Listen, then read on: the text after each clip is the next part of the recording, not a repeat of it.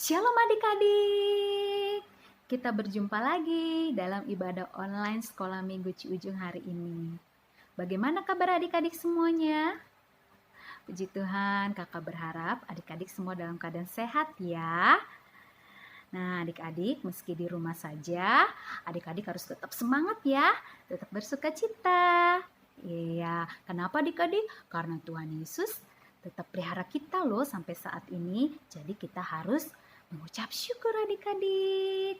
Wah, adik-adik sudah siap ya dengar firman Tuhan pada hari ini? Ya, kakak mau cerita pada hari ini. Adik-adik siapkan hati ya, pasang telinganya, dengar baik-baik.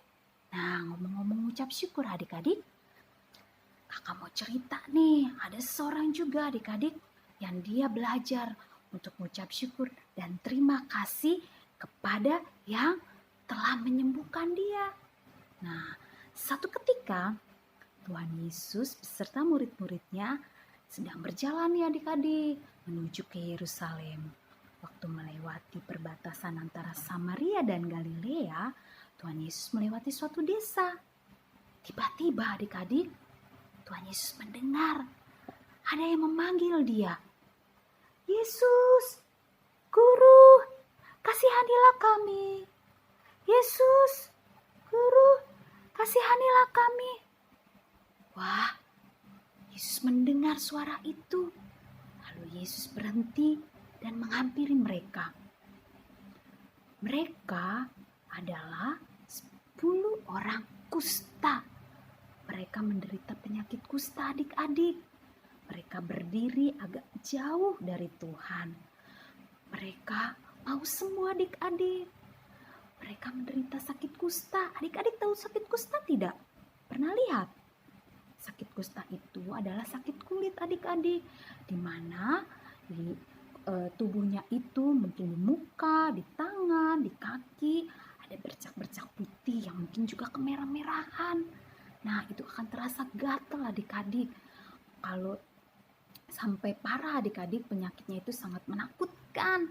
Sampai-sampai tangannya itu harus diamputasi, harus dipotong ya, kakinya atau tangannya. Ya, adik-adik, sehingga orang yang penyakit kusta ini biasanya mereka hidup berkelompok dan diasingkan dari orang-orang yang sehat.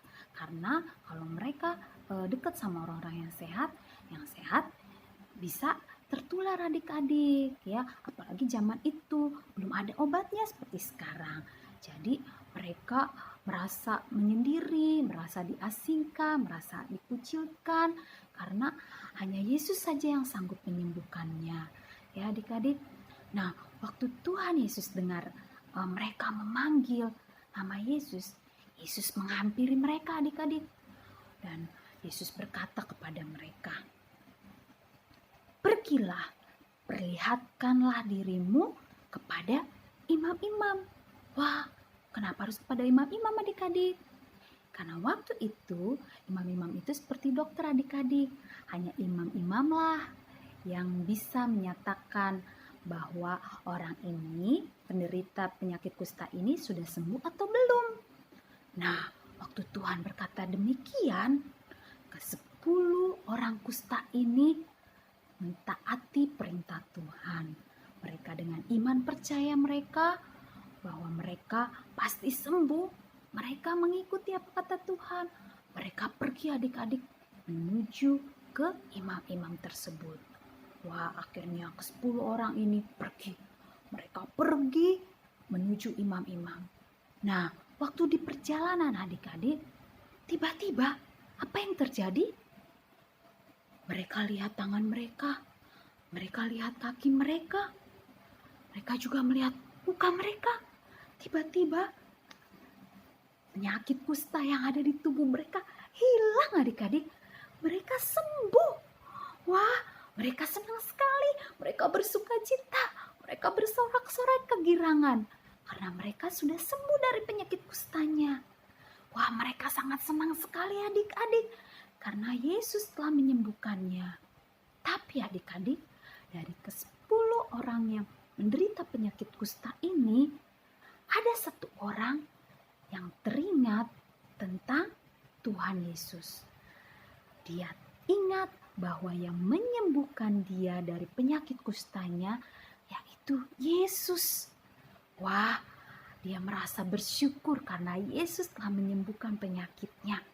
Tiba-tiba satu orang ini dia berbalik, dia pergi mencari Yesus. Mau ngapain adik-adik?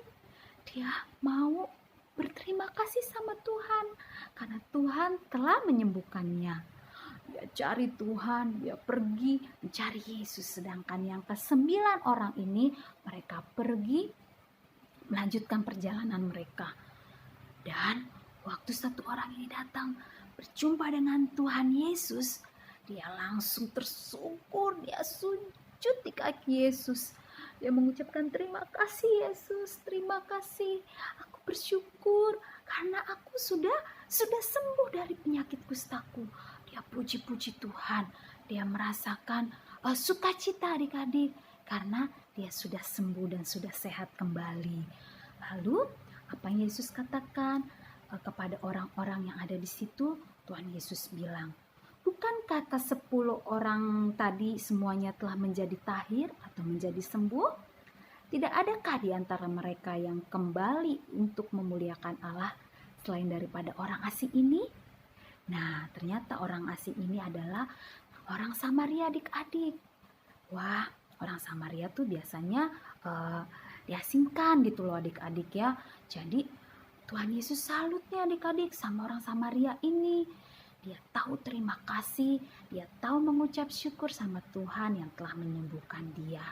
Lalu Tuhan berkata kepada orang Samaria ini, berdirilah dan pergilah, imanmu telah menyelamatkan engkau.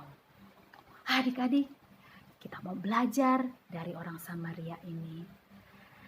Dia tahu berterima kasih kepada Tuhan yang telah menyembuhkan dia. Dia bebas dari penyakitnya, dia bebas dari penyakit kustanya yang dia derita selama ini. Selama ini mungkin dia merasa malu, dia merasa takut ya, karena dia dikucilkan, dia merasa mungkin merasa tidak nyaman dengan tubuhnya. Tapi di saat dia sembuh dan Tuhan Yesus yang telah sembuhkan, dia tahu bahwa menyembuhkannya adalah Tuhan. Dia mengucapkan terima kasih sama Tuhan dan mengucap syukur sama Tuhan. Dan terlebih lagi adik-adik, orang Samaria ini bersukacita karena dia sudah berjumpa dengan Tuhan secara pribadi. Nah adik-adik, di dalam kehidupan kita juga mau belajar nih untuk mengucap syukur. Kalau adik-adik misalkan ada yang memberikan sesuatu kepada adik-adik, ada yang memberikan hadiah, atau ada yang mendoakan adik-adik waktu adik-adik mungkin sakit, atau adik-adik sedang merasa susah, ada yang tolong. Adik-adik juga harus belajar ya, berterima kasih kepada orang tersebut ya. Terlebih adik-adik juga harus berterima kasih kepada Tuhan. Kalau adik-adik sakit, adik-adik berdoa, terus Tuhan sembuhkan, adik-adik harus mengucap syukur sama Tuhan dan berterima kasih sama Tuhan karena Tuhan Yesuslah yang telah sembuhkan ya. Nah adik-adik, kita harus berterima kasih juga untuk segala sesuatu yang Tuhan sudah berikan kepada kita. Baik itu Tuhan sudah berikan keluarga kita, papa mama kita, kakak adik kita harus mengucap syukur ya. Kita juga harus mengucap syukur dalam keadaan apapun seperti saat ini ya. Kita mungkin susah, nggak bisa pergi ke mana-mana, di rumah saja. Kita harus mengucap syukur sama Tuhan karena Tuhan tetap pelihara kita sampai saat ini dan adik-adik masih dalam keadaan yang sehat. Ya adik-adik, kita mau belajar yuk, kita sama-sama mau berdoa, kita mengucap syukur buat firman Tuhan untuk hari ini.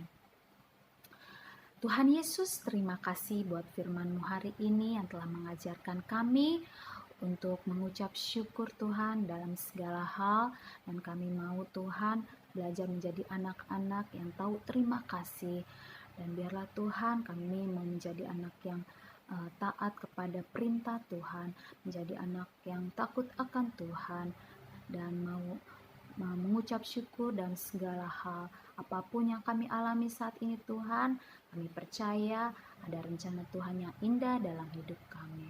Terima kasih Tuhan buat firman-Mu hari ini. Di dalam nama Tuhan Yesus kami telah berdoa. Haleluya. Amin.